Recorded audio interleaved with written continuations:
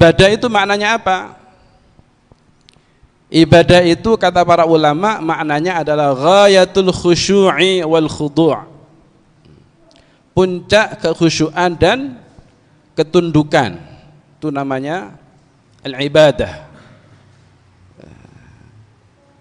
Taqiyuddin As-Subki, al-Imam Al-Hafidh Taqiyuddin As-Subki, beliau mengatakan al-ibadah aqsa ghayatul khusyu'i wal khudu'. Puncak kekhusyuan dan ketundukan, itu namanya ibadah. Al-Fayyumi yang mengarang kitab Lisanul Arab, beliau mengatakan al-ibadah ghayatut tadhallul. Al-Fayyumi termasuk Al-Hafidh Murtada Az-Zabidi, senaja dengan itu mengatakan bahwa al-ibadah ghayatut tadhallul, puncak ketundukan, itu namanya ibadah. Jadi barang siapa yang beribadah kepada selain Allah, ya syirik, gitu ya.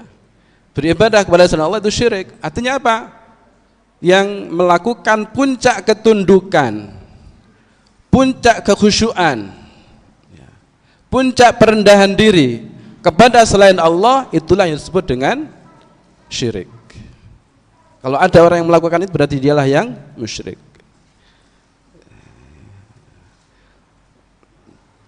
Dan ibadah itu tidak hanya sekedar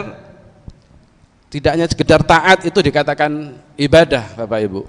Jadi artinya apa? Kalau kita hanya taat kepada kedua orang tua kita, tidak berarti kita telah melakukan kesyirikan, tidak berarti kita telah beribadah kepada selain Allah.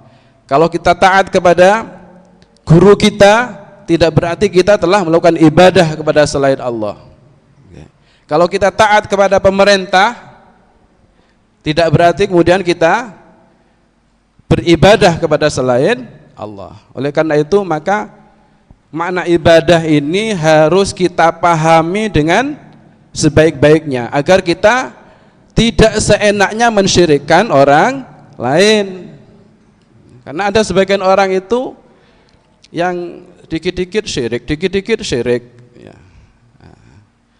Ini karena ketidakpahamannya terhadap makna ibadah. Hanya sekedar memanggil orang yang mati berarti dia syirik karena beribadah kepada orang yang mati itu katanya.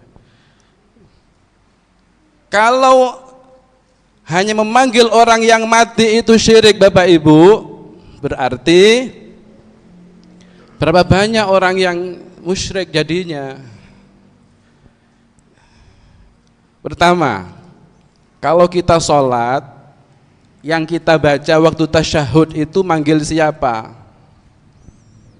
Coba Bapak Ibu, waktu sholat, waktu tasyahud akhir, kita baca tasyahud itu, waktu sholat itu, waktu kita sholat yang kita panggil siapa? Coba, siapa yang kita panggil? Rasulullah yang kita panggil. Padahal Rasulullah sudah meninggal. Apa yang kita baca waktu sholat itu? Assalamu alayka ayyuhan nabi. Assalamu alayka ayyuhan nabi. Apa ayyuhan nabi maknanya? Ya Muhammad. Maknanya ya Muhammad. Berarti kita panggil siapa? Panggil Rasulullah. Berapa banyak orang yang manggil Rasulullah? Rasulullah sudah meninggal kan? Yang mengajarkan doa ini siapa? Rasulullah. Yang mengajarkan doa ini Rasulullah, diajarkan kepada para sahabat. Para sahabat mengajarkan kepada tabi'in. Tabi'in mengajarkan kepada tabi'in terus sampai kepada kita semuanya. Sehingga kita waktu sholat yang kita baca seperti hanya diajarkan Rasulullah. Assalamu alayka ayyuhan nabi. Lah kalau dikatakan bahwa barang siapa yang memanggil orang mati itu syirik karena telah dianggap beribadah kepadanya, berapa banyak umat Islam yang musyrik. Na'udzubillah. Rasulullah itu tidak mengajarkan kesyirikan. Rasulullah itu membawa tauhid. Tidak mungkin Nabi mengajarkan kesyirikan. Jadi dengan demikian, kalau hanya sekedar memanggil orang mati, tidak berarti kita telah beribadah kepada yang kita panggil. Paham nggih, Bu? Nah, ini kadang orang salah paham.